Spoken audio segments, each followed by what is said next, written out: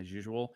Tomorrow is opening day in Major League Baseball. It is back. Can you believe it? It's been a crazy winter. It has I that. mean, I mean, you can't get much crazier than it's been this winter for the Houston Astros. We're going to talk about it. It's hard for me to really think that we're already at this point. We're almost to April, Mike. It's I mean, crazy. It it's truly just is crazy. It seems like even though the weather says April, yeah, the weather sure I does. think it was 90 for the first time yesterday. Right. Um, I don't think we're quite done with the cool weather. I think we're done No, with the cold weather. But it's in order to open Daikin Park. It's going to be so hard to keep that I know that up. it's gonna. We're gonna need to drop a dollar That's in the right. That's tip right. in the jar every That's right. time. I think it's got to be below like 84 or 85, something like that. So, Yeah. you know, but they usually open the roof every once in a while. So we'll see how that works. But yeah, it's been a relatively quiet spring training, even though there has been many roster spots. When uh, our listeners out there, if they look at the roster and kind of scratch their head, who is this guy? Who is that guy? Well, they're not alone. I mean, this is not a prototypical Astros That's right. 26-man roster. You're gonna if you are calling Astros games this year and you're on another team, you're gonna need a pronunciation guide You're because that, and you're going to have to do a little bit of due yeah, diligence beforehand. You're not just going to be able to wing it. no doubt about it. Well, real quickly, I want to give a quick shout out to our sponsor, Bet Online. Bet Online, the world's most trusted betting platform and your number one source for all of the madness. Because while it is opening day, the Sweet 16 is this weekend. The U of H Cougars still in it, so go Cougs, my Cougs. There, Even if you're your Cougs, my yours, Cougs, Kevin Eschenfelder, Brian McTaggart. Brian McTaggart. Yeah. Yeah, I mean, they're still in it, number 16. Even if your bracket is busted, mine certainly is. Bet Online has more ways to stay There's on been the some action. upsets. Oh, there have been There's some been some insane upsets. upsets. Yes. But isn't that the best part about March Madness is the Oh, of course it insane is. upsets? I mean, that and I don't gamble personally, but I know people who do. And I did I'm set up a asking for a bracket. friend. Is that what you're saying? I did create a bracket for my wife this year for work. Yeah.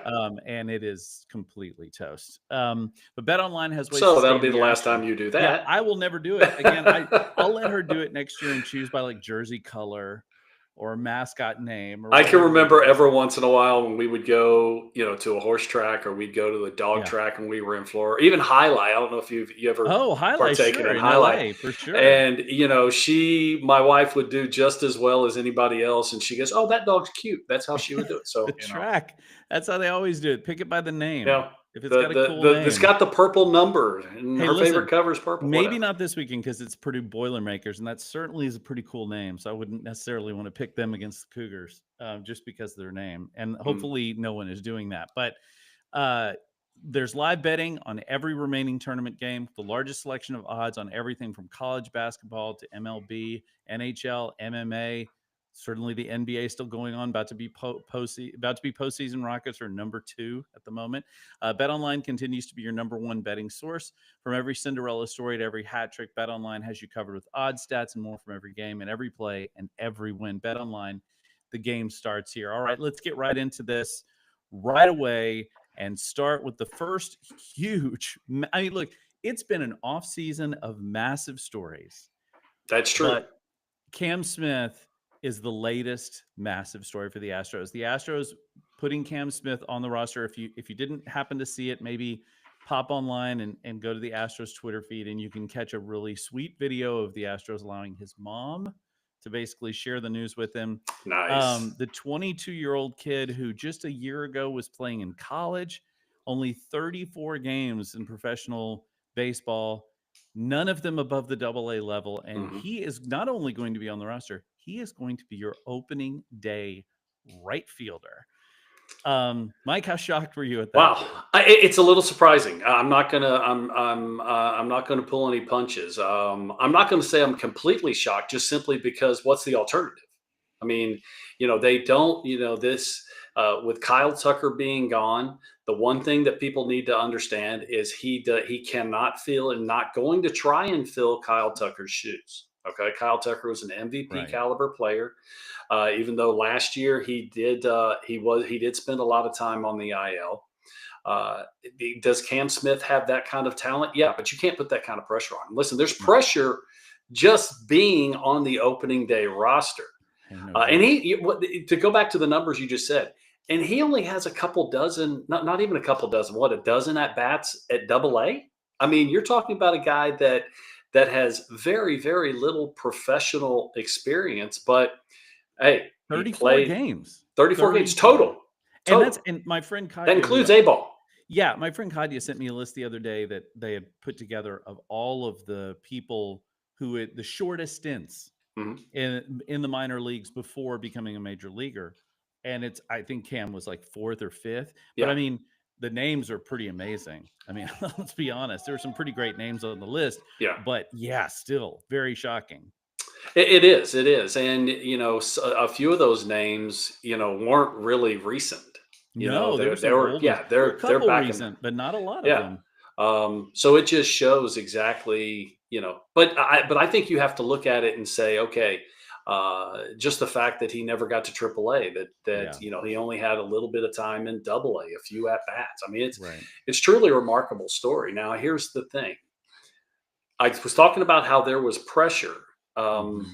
Now there's even more pressure because he's going to be in the starting rotation or the That's right. starting lineup, excuse me, Yeah. and that puts makes it even crazier. But again, what's the alternative? Yeah. Now, had a great spring, no doubt about it. We saw the power, we saw the hit tool, we've seen everything.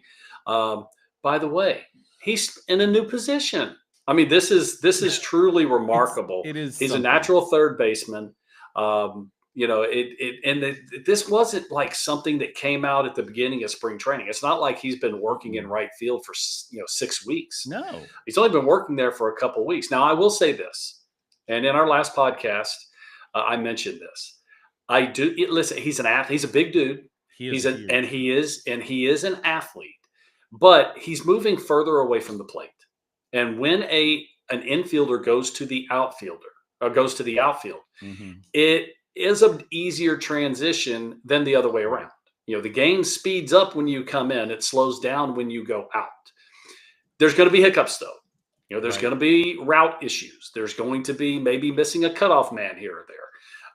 But it's going to be fascinating to see how he deals with this kind of pressure being on an open day roster in the big leagues for the first time in a new position with a new team. So a lot of new things going on there in right field. Yeah, and it's also worth noting, and we definitely need to talk about. We absolutely need to talk about um, the fact that this outfield is so different. But before we do that, and that's next. I really do, and my friend Katya just chatted on here with us saying that there were 4 Hall of Famers on that list of players that came up, in that short period of That's time. crazy. So no pressure or Yeah. anything, Cam. But the one thing I will mention too is because he is not only on the roster but starting in right field. That means all 3 of the players, the Rockets. I'm going to be doing You're that as the close. You're in the right postseason. town. All 3 of the players the Astros traded Kyle Tucker for are all going to be starting. Now, Hayden Wisniewski will be starting in Game 5, but Right. he is part of the starting rotation. Right. Isaac Paredes is starting at third base. Cam Smith is starting in right field.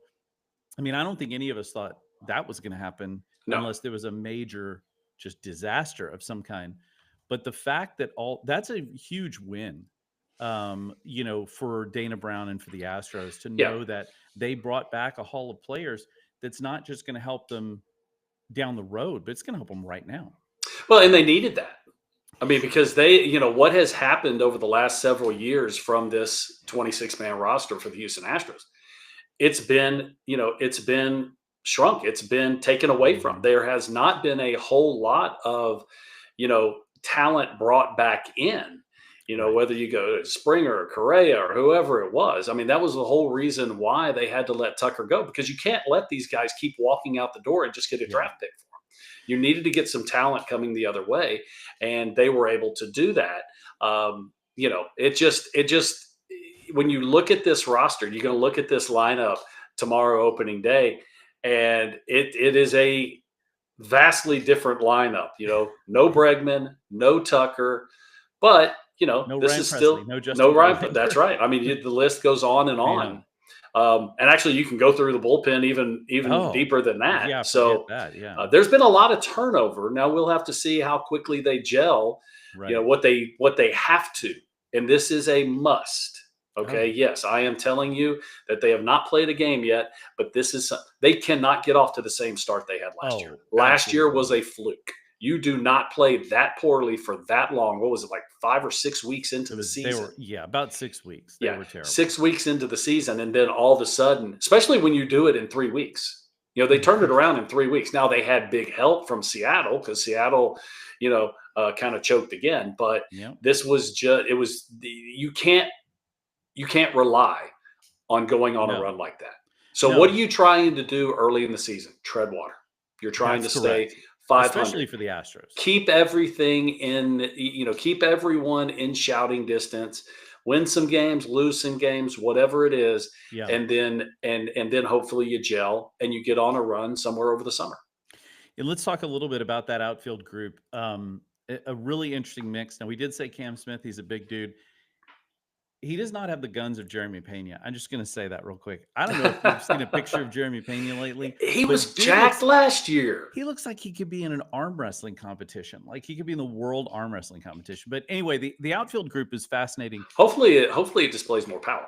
Yeah, hopefully that is correct. He looked great in the spring. I think what's really interesting about this outfield is it is a microcosm of I think what the Astros are trying to do with this roster this year, and that is versatility. They want guys that can play multiple positions. They can move Interchangeable. around as they Yes. need to. It's really critical when you consider they had guys particularly start last year who really locked in at one position, and that was basically it. And that's not a bad thing if it's Alex Bregman playing third or Kyle Tucker playing right. But when you don't have those guys, you need guys that can move around. And when you look at the outfield, it's 5 guys deep, 5+ if you count Dubon, although he'll be starting at second, and we'll talk about him. But Yes. if you're thinking the one guy that you can say, okay, he's going to be in there every day, unless he just falls on his face at the plate, Mhm. is going to be Jake Myers in center. He's an absolute beast defensively, and assuming he's okay and you can bat him eighth or ninth in the lineup, he's going to be the guy that's in there every time. Jose Altuve, obviously moving into left field. You have to assume he's going to get some days off in there because they're going to try to protect him just the same way they try to protect Jordan Alvarez by putting him Sure. at DH. Then you've got Cam Smith, a guy that's never played right field before. Now behind them, you have Chas McCormick, who can play Mhm. all 3 outfield spots, and I think And that's a play them big well. And and play them Chaz is well. a good defensive player. Yes, he is. And so I think that's a benefit. And then you have Zach DeZenzo, who has played some outfield and also can play some infield. To me, he feels like he could be the next sort of Mauricio Dubon utility guy, in terms of you can plug him in at first, at third, I think every position except maybe center field and the outfield. Mhm. These are all guys, though, that when you look at that outfield group, I mean, it's different from last year, obviously, with the exception being Myers, but it's one that could have incredible results at the plate and just implosions defensively, depending upon what happens. And you have to wonder how much of that they're going to just start rotating around and how much of those guys are going to play. Well, I think that's exactly how this roster is orchestrated. That's Yeah. how it's put together. Is so you have interchangeable parts. I think when you start looking at the offense from the outfield, I think Altuve, you're going to get what you get from Altuve. You Hmm. don't. This is not a situation. I don't think this is a big hard move for him. No, We have a Hall of Famer right here in Houston that did this, in Craig that's right. Biggio. Sure did. He went to center field, but still went to the outfield. And what started as a catcher. Right, right. Well, yeah, all star in 3 different positions. It's really what put him in the Hall of Fame. Yeah. That and just pure longevity. I mean, Yes. he was a good player, but Yes. he just played forever and got his 3,000 hits. Sure did. But when you look around at the outfield and you go, okay, where is the offense come? I mean, you're really not going to put a whole lot of onus on Jake Myers. He's out there for his defense. Whatever you get offensively is a bonus.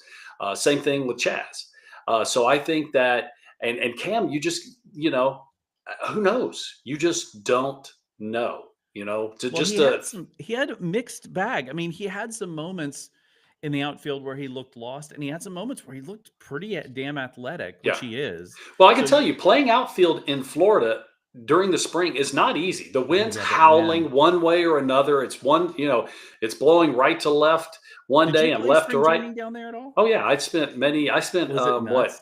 eight eight spring trainings in West Palm Beach, Oh wow. and in my 22 spring trainings, 21 of them were in Florida. So Oh yes, I spent a wow. lot of time, So a lot of you time know in. what you Yes, yes. speak. Only my very last spring training did I go to Arizona.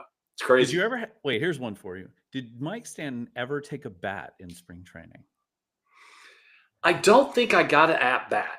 Because remember, I go back. I Yeah. first came up. My first spring training was spring 1990. So you Mhm. still had National League rules.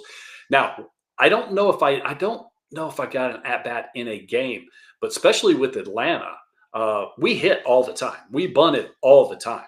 Did you I mean, it's one of the reasons why you had guys, that like the three Hall of Famers in right. that Atlanta rotation. The reason they were able to do that was because they went seven. Why could they go seven? Because they could all handle the bat. Hmm. They could all get down the sack bunt. They could all hit and run. Get a hit, base hit here or there.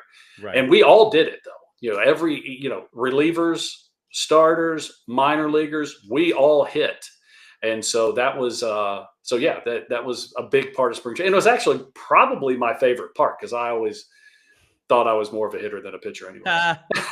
Just like most pitchers. I think that's the way it is with most people in any job. They think they're better Sure. at something else than they are at what they're really Catchers doing. catchers want to be pitchers, outfielders want to be pitchers, pitchers want to be hitters. Athletes want to be musicians, musicians want That's to be athletes. that's right. That's how it always goes. That's That's how it right. always That's goes. right. I'll tell you the other thing here is, and we did mention it, Dubon getting the start at second. Mhm. First of all, deserving. Mauricio Dubon flown very much under the radar as a utility guy, but he is an outstanding defensive player. Yeah. And he hits like he's Altuve light in the way that he approaches it. He can swing at almost anything and get contact. He's a guy that's always going to make a lot of contact. He's not going to swing and miss a lot. He's a guy that you do want in your everyday lineup, just simply because he has the ability to put the ball in play. See, I have a little see to tell you the truth. The two places that I'm going to be honed in on in this first month of the season is obviously right field. That's an easy one. Hmm. The For second one's sure. second base Agreed. because I think that the Astros are better off with Mauricio Dubon playing all over the field, not playing one position. Offensively, he's limited. He's not going to have any power. No, he's not Hmm. going to strike out much. There's going to be a lot of hits to the opposite field. Now he's turned himself into a better hitter the last couple of years than he was prior to that. Right. But I really think his ability to move around the infield, move around the outfield, and be at least average, which I don't think he's average anywhere he plays. I think he's at least Sure. above average, if not outstanding, Right. anywhere he plays on the field. I think that's where he is the most valuable. But you have to have somebody to be able to play second base and hold their own. So I think that yes, he's going to get the starts here early in the spring here, early in the regular season. But I think that's going to be something Dana Brown is really going to be paying attention to. Hmm. Um, would love to see them be able to make a move, bring somebody in as early as May or June, Hmm. and let Mauricio go back to that super utility role.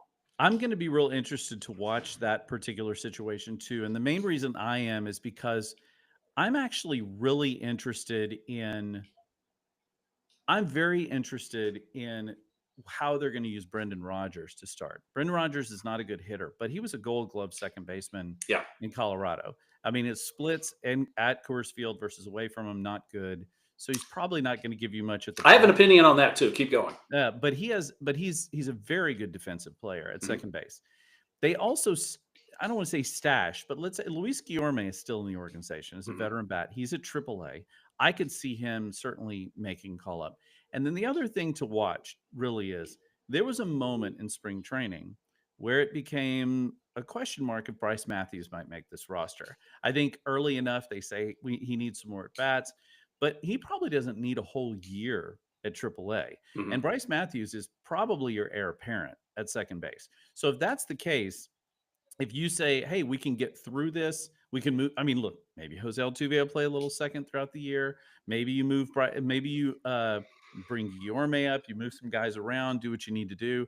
It's possible before we get to the end of the year, we could Yeah. have a rookie second baseman, Could be, could be. I mean, depending on to how me, the on the season goes. roster right now, the intriguing person is Brendan Rodgers. Yes. You talked about his splits, okay, and you see this. To tell you the truth, I think it's one of the biggest problems Colorado is always going to have playing in For sure. Colorado, playing in Denver, is that you're not the same hitter in at home as you are on the road, and the reason is just because of the elevation. You know, you see guys have much Right. better numbers at home than you do on the road. The ball flies a little bit Right. better. Breaking balls don't break as much. All that kind of stuff. Well, guess what? When you go on the road, you almost have to kind of retrain your eye, That's and interesting. and I think that's one of the big reasons why you get such a discrepancy. That what I always I played in Colorado for several years as a visiting player, and what I always saw was, a good breaking ball down in the zone is still a good breaking ball down in the zone. Okay. Right. What you don't have is you don't have mediocre breaking balls. You don't have breaking balls that break a whole lot that are up in the zone. You have to throw them downhill. You got to let gravity help you. Hmm. And then when you go on the road, now all of a sudden you can throw high breaking balls, and then you have to prepare yourself for that. So this might be a situation that Rogers. I don't want to say he's going to turn into an all-star or anything like Right. that. But with his defense, if you can get 240 out of him, which is league average, by the way, now, Right. okay, league average has gone way, way down over the Yep. years. Sure has. If you can get that with his defense, I think you'll take that. I think you'll Right. take it just simply because, he is a difference maker defensively. And I'll tell you what, Brendan Rodgers and Christian Walker on the right side, another Gold Glove winner. Yes, That's a solid it right side is. of the infield. Well, and you also have to look at the fact that even if he doesn't become a starter or anything like that, he can spell and allow Dubon to play Sure. to back up at And short, I to think back he's up in going the to. I outfield. don't I think listen. so There's an too. opening day lineup. Yes, there's only one lineup. There's only one lineup every single Right. day, and these are interchangeable parts. I mean, that's the way. Jordan is not going. Jordan has always had better splits when he's Yeah. playing left field. Right. Now he has gotten better at that. I mean, Yes. there was a couple years ago. There was when he It's kind DH'd, of he shocking. was a good player. When he was in the outfield, I mean, he was MVP caliber, Hall of Yeah. Fame type crazy numbers. So it was just it's one of the he's got that that gap has gotten closer, but he still would prefer to be in the field and be a full player, not just a part-time player. Could Brendan Rodgers, here's a name to throw out for all you Astros fans. Could Brendan Rodgers be to the Astros 2025 Adam Everett? All Would defense, you if not a ton of listen, offense. right? And what is the stipulation? What is going to be the deciding factor there? Well, I it's think it, not Brendan Rodgers, it's the rest of the lineup. If that's you are exactly right. getting, 100%. if your dudes are playing like dudes, then Right. you don't need to worry about it. You can take the defense. But Right. we always said this about, I used to say this about Martin Maldonado. Yes. Another If great you example. get if you're looking for offense from the catcher's position, the way that lineup was put together, Right. you're in trouble. And I think the same Right. thing with this lineup. Good If point. you're looking for offense, from center field, from Jake, if you're looking for offense, Right. from pick the position, second base, Hmm. you're probably not getting the numbers from the dudes that are supposed to be producing. Right. That's exactly right. So let's talk well, one more item, and that's our depth in Mhm. the bullpen. Uh, I think we know that, We got a blast from the past in there. we do have a blast from the past in there. Let's look. By the You way, guys, folks, we have not discussed this whatsoever prior to this podcast, we've so I not. don't know if he knows. He knows what I'm talking about, though. Okay, so let's just run through them. So Yep. we know we have Josh Hader Mhm. and Brian Abreu. We know they're your eight and nine guys. I'm gonna make the assumption now, just based on last year alone, that Taylor Scott is going to be your guy that's probably the seventh inning guy. He had a sub 2.5 ERA last year for 62 games. Outstanding season. Really, really good. I think that honestly, I think Caleb Ort will be back sooner rather than later, probably within about 2 or 3 weeks. I Yeah, think he was he's an a guy that, oblique, right? yes, Yeah, and he's already pitching. I think he's a guy that will probably fill some of that late inning, high leverage relief spot. sure. And then when you look at the rest, a lot of the rest is filled with guys you expect to move up and down. Ryan Gusto is only probably going to be here until they fill out their bullpen with guys that are currently injured. Right. He's also a guy that can pitch 3 or 4 innings because he's a starter essentially in the minor leagues, especially early in the season when guys aren't maybe going to go as long. You have Rafael Montero, There it who is is. getting paid Ding, ding, ding, ding, big ding. money still. If he look, he was great in 2023. He was terrible in 2024. Even if you get the He was split terrible in 2022.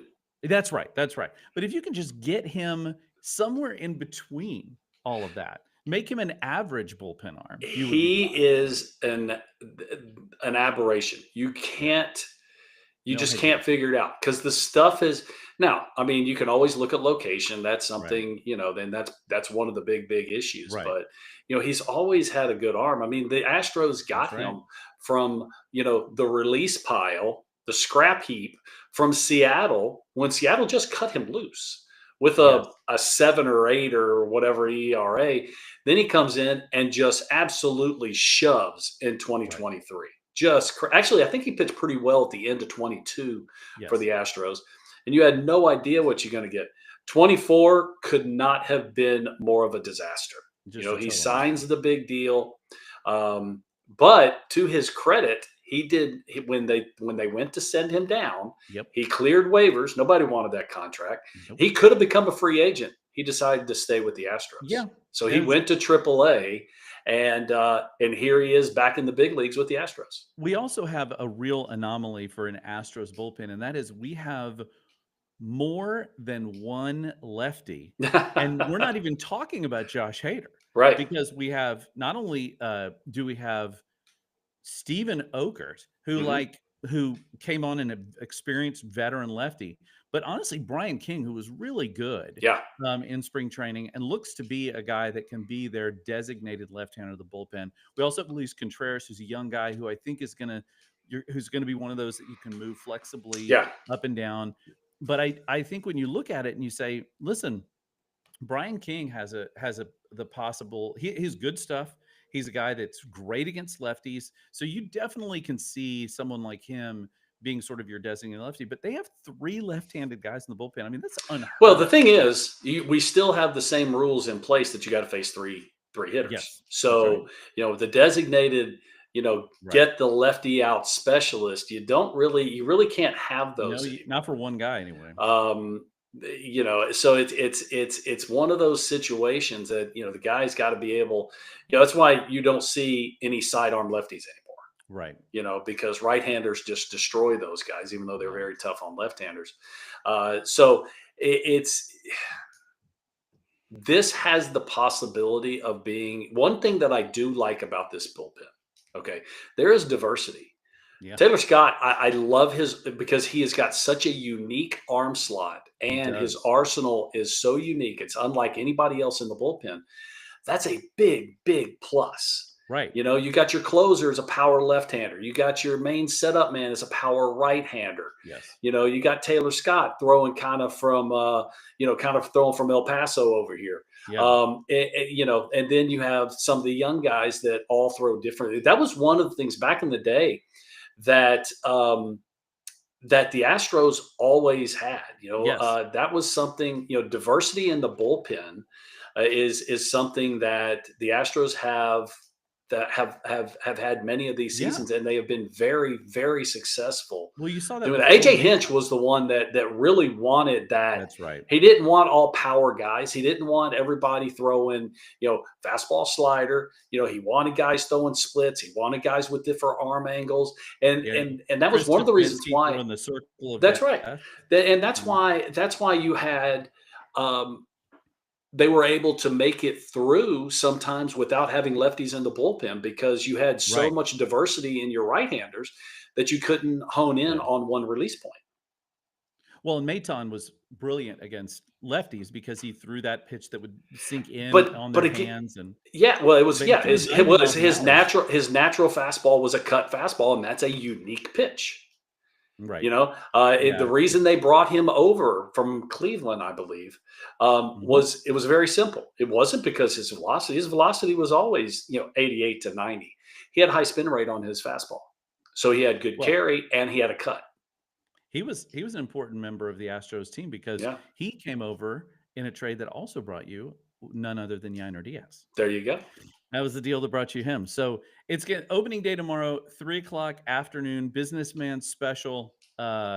Basically 24 hours from now, we will Right. be underway. It's always a fun time of year to make this happen. It's going to be a lot of fun this year. We'll be following along closely and talking about it as always. So thank you guys for joining us. Thanks everybody for watching and listening. You can obviously catch us on all the main places. And as you can Hmm. see, right now in the live link, you can see youtube.com/@Bleav in Astros. You can see all our videos there. Thanks so much for joining us. And as always, go Astros. Adios.